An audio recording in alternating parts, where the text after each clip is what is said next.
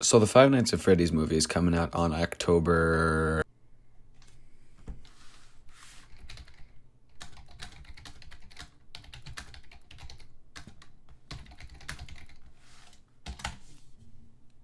October 27th. And so what I wanted to do was to try to go over every single game in the Five Nights at Freddy's franchise in under 10 minutes. The only exception being these three.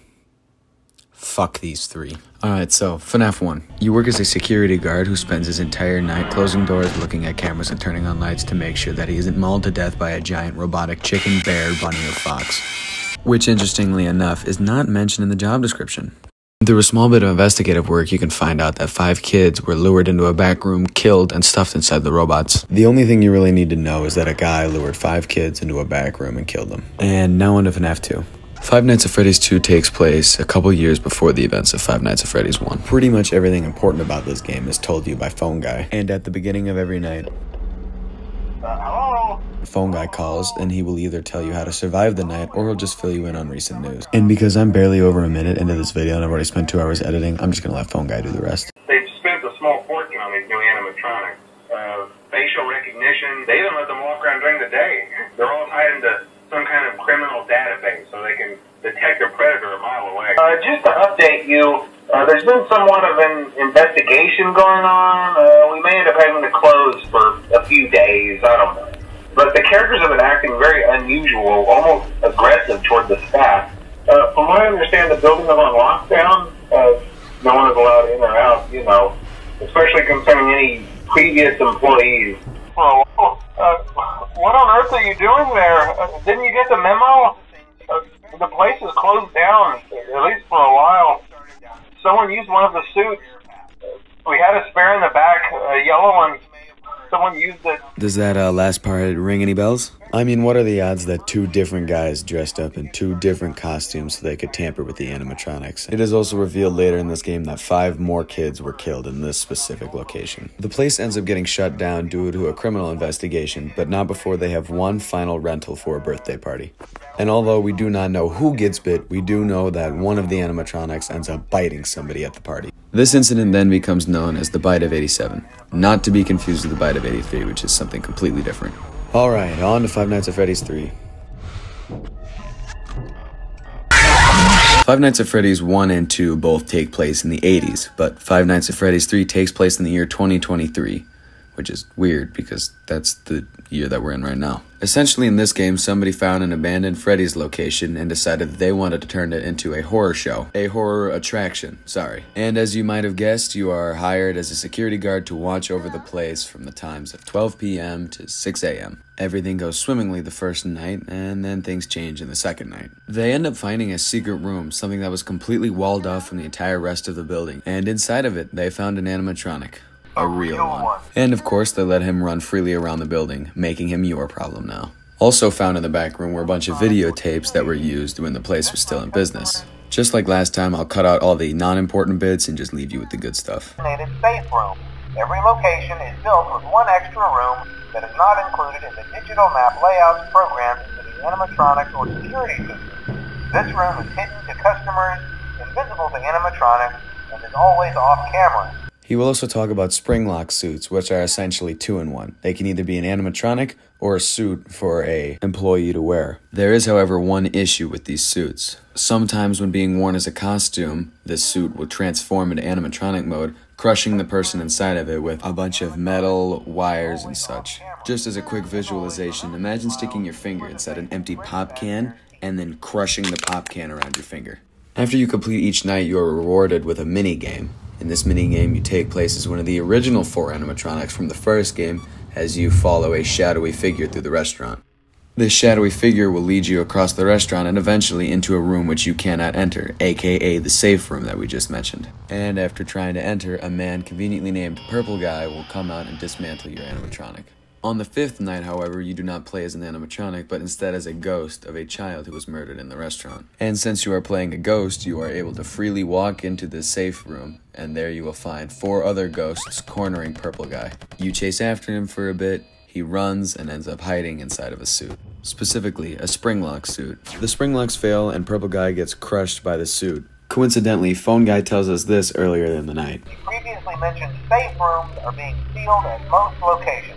Nothing is being taken out beforehand, so if you left anything inside, then it's your own fault. So Purple Guy, still stuck in his animatronic suit, get walled off until we come along in Five Nights at Freddy's 3 and open the door for him to come right back out. And we know that Purple Guy is still stuck in the suit because if you look closely, you can see what appears to be a skull and maybe even human flesh sticking out from inside the suit. So now for the third time in this franchise, we have a man who goes into the back of a Freddy's restaurant and dresses up in a costume and messes with animatronics. I wonder if it's the same guy. I mean, why else would the ghosts of 5 kids chase Purple Guy? It also makes sense as to why he looks so scared when he sees them. I mean, he's staring at the ghost of a child that he had killed. The whole place ends up burning down, but that doesn't mean that Purple Guy burned with it. Alright, now we're on to Five Nights at Freddy's 4. And for the first time in this entire franchise, the game doesn't take place in an office. And instead of playing as a security guard, in this game you play as a kid defending his room from the various terrifying animatronics. Although we don't know the kid's name, we do know that the kid that we are playing as has a birthday coming up, and as the nights progress, we get closer and closer to the birthday party that he's going to have. The only issue is that the place that the birthday party is at is Fredbear's Family Diner, and the kid that we are playing as is terrified of Freddy and all the other animatronics.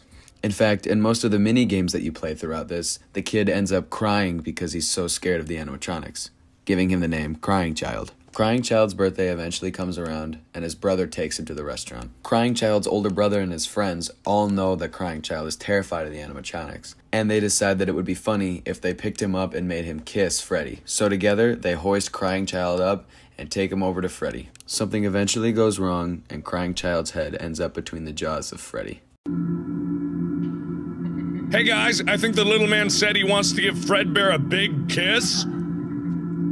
On 3, 1, 2.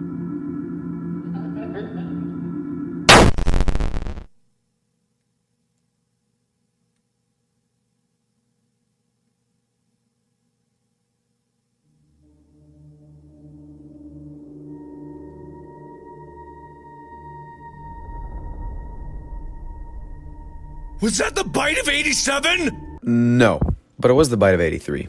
It's also important to mention here that Crying Child and his older brother are also the sons of Purple Guy. He also has a daughter, but I will get to that momentarily. And by momentarily, I mean right now. Right off the bat, we get told that Purple Guy's real name is actually William Afton, and that the animatronics for this new restaurant have some interesting design choices. And spoiler alert, they were made for kidnapping and killing even more kids. Unfortunately, the one and only child that was kidnapped and also killed by one of the animatronics was his very own daughter. So far in these games, he's killed 5 kids, and then another 5 kids, and then been crushed by the suit that he used to kill the kids with, and then he lost his son, and then he lost his daughter. It is also important to mention that the animatronics in this game want nothing more than to leave the pizzeria. They eventually succeed in doing this by scooping their insides out and climbing inside of your body and then pretending to be you, which does not last very long.